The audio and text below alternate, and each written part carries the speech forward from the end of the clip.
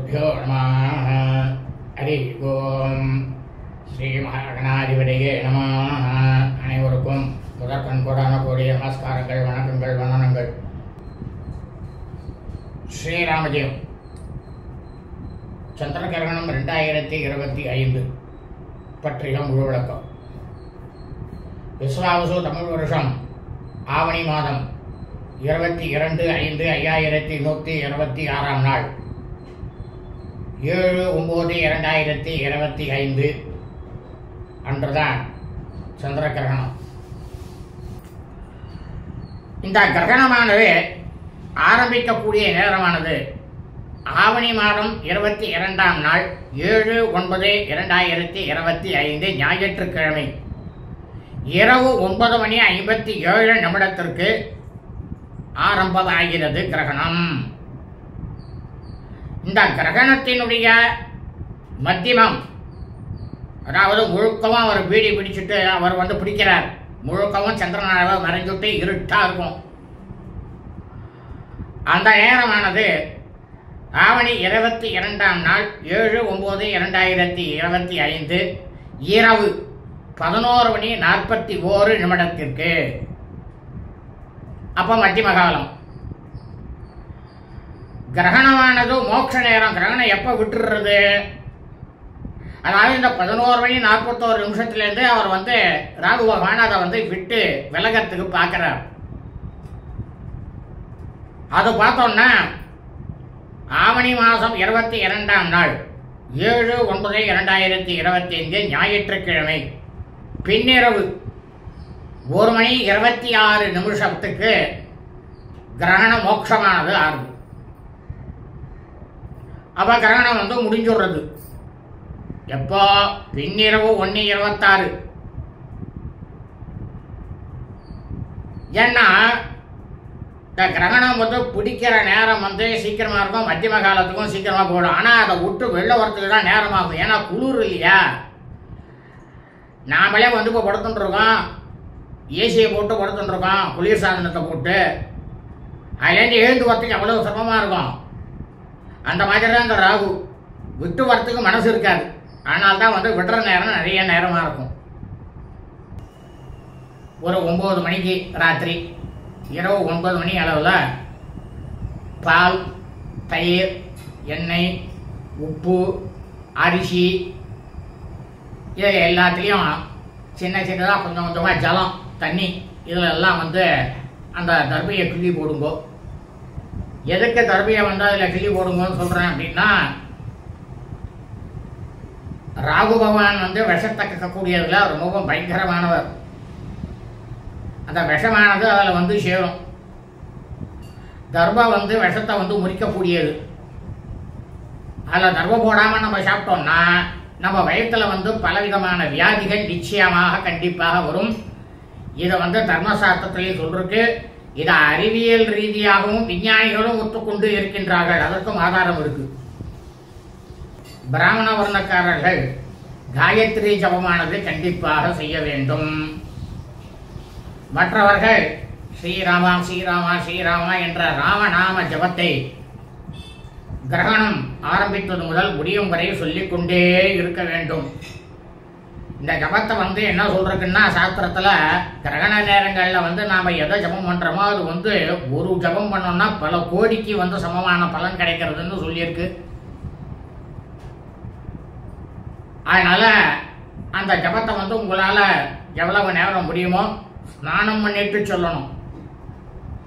அதான் ரொம்ப முக்கியம். பார்த்துக்கோ. இந்த கிரகண நேரத்தில் எந்தெந்த நட்சத்திரங்கள் பிடிக்கிறதுங்கிறது இருக்கு. அந்த நட்சத்திரக்காரர்கள் எல்லாம் சாந்தி சிந்திக்கணும். அது என்னென்ன நட்சத்திரம்ங்கிறத சொல்றேன், கேட்டுங்கோ. ரவிஷ்டா நட்சத்திரம், அவிட்ட நட்சத்திரம், சரபுஷ நட்சத்திரம், சதய நட்சத்திரம், பூர்வ புரோஷ்டபதா நட்சத்திரம், பூரட்டாதி நட்சத்திரம், ஆருத்ரா நட்சத்திரம், துருவாதிரை நட்சத்திரம் மற்றும் சுவாதி நட்சத்திரம் ஆகிய நட்சத்திரங்களில் பிறந்தவர்கள் அனைவருமே அன்றைய தினம் கிரகணமானது ஆரம்பித்த உடனேயே கண்டிப்பாக சிரசு முதல் பாதம் வரை ஸ்நானம் செய்ய வேண்டும், குளிக்க வேண்டும். குளித்து விட்டு இப்போ ஒரு ஸ்லோகமானது சொல்ல போகிறோம். அந்த ஸ்லோகத்தை கிரகணம் ஆரம்பிச்சதுலேருந்து கடைசி வரைக்கும் சொல்கிறோம். ஏன்னாக்கா இந்த ஸ்லோகத்தை ஒரு சின்னதாக ஒரு அட்டையிலையோ பேப்பர்லையோ எழுதி வச்சுட்டு நெத்தியில் பட்டம்னு வேறு அதை கட்டிக்கிங்கோ. இந்த கிரகண ஸ்லோகங்கிறது ரொம்ப ரொம்ப முக்கியம்.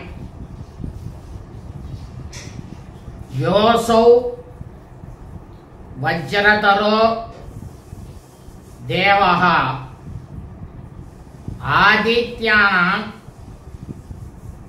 பிரபூர்மதஹ சகஸ்ரநயனஹ கேதுக்ரஹ கிரஸ்த சந்திரகிரகண பீட்டாம் வியபோஹது அப்படின்னுட்டு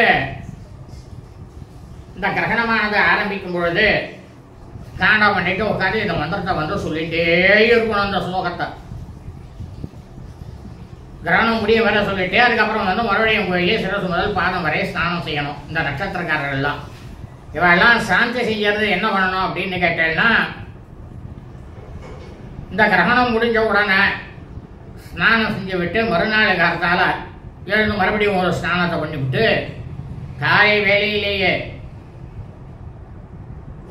எங்கே 6 மணிக்கெல்லாம் கோவில் திறக்கிறாளோ இல்லை 5 மணிக்கு கோவில் திறக்கிறாளோ அந்த கோவிலுக்கு சென்று நவக்கிரகங்களில் இருக்கக்கூடிய சூரிய பகவான் ஞாயிற்றுக்கிழமையில் இருக்கிறதுனால சூரிய பகவான், சோமகிரகம் சந்திர பகவானை பிடிக்கிறதுனால சோமகிரகம் சந்திர பகவானுக்கும், ராகு போய் பிடிக்கிறதுனால சந்திர பிடிக்கிறதுனால ராகு பகவானுக்கும் விளக்கை ஏற்றுங்கோ. விளக்கை ஏற்றிட்டு அப்படியே ஒரு நவகிரகத்தை பிரதட்சணம் பண்ணுங்கோ. பிரதட்சணம் பண்ணிட்டு நீங்க கையில என்ன எடுத்துட்டு போகணும் அப்படின்னாக்கா, கோதுமை,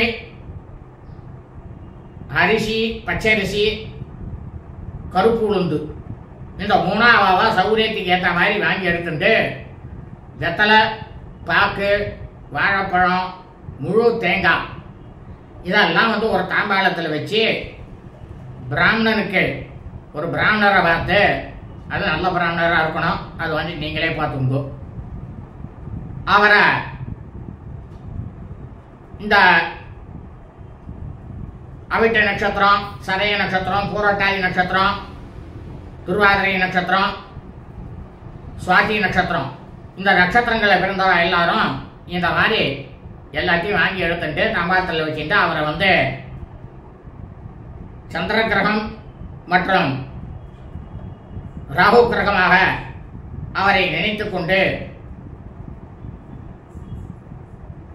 அவரை தாங்கள் அனைவரும் அந்த மாதிரி தான் பாவிக்கணும். அப்படி பாவிச்சுட்டு அவர் கையில் உங்களால் முடிஞ்ச தட்சணையை வைங்கோ. அதில் தட்சணையை வைக்காமல் இருக்கப்படாது.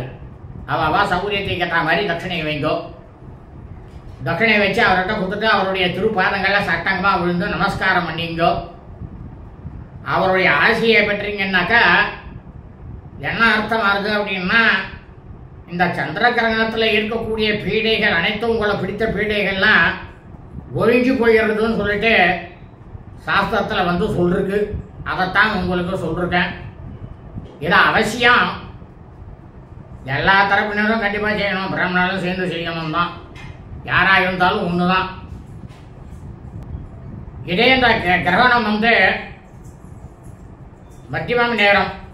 இந்த மத்தியமம் நேரமானது ஆவணி மாதம் 22ஆம் நாள் 7/9/2000 ஞாயிற்றுக்கிழமை இரவு 11:41 தகப்பனார் இல்லாதவர்கள் அனைவரும் ஸ்நானம் செய்துவிட்டு அவர்களுக்கு தங்களுடைய சம்பிரதாயப்படி நெற்றியிலே விபூதி, கோபி சந்தனம், துருமன், ஸ்ரீசூர்ணம் இதையெல்லாம் இட்டுண்டு எள்ளோட அக்ஷதையை சேர்த்து உங்களோட பித்ருக்களுக்கு தர்ப்பணம் பண்ணணும்.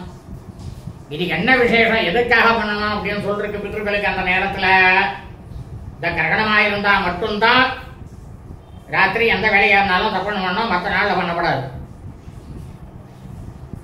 இந்த கிரகண புண்ணிய காலத்தில் உங்க தாயாரோ தகப்பனாரோ போயிருக்கா, அவளுக்கு அமாவாசை தர்ப்பணம் பண்ணணும். இந்த கிரகண புண்ணிய காலத்துல அவளை வந்து சேர்த்து பண்ணிடலாமா, அப்பதான் அமாவாசையிலேருந்து பண்ண முடியும்னு சாஸ்திரத்துல சொல்றது. இந்த மாதிரி புண்ணிய காலங்கள்ல எடுத்துட்டா தான் அவளுக்கு அமாவாசை நீங்க தர்ப்பணம் பண்றதுக்கு அருகதை உண்டு. ஏன்னா அமாவாசையில தர்ப்பணம் பண்ணப்படாது. லோகா சமஸ்தா சுகினோ பவந்து. சுபம் அஸ்து. ததாஸ்து.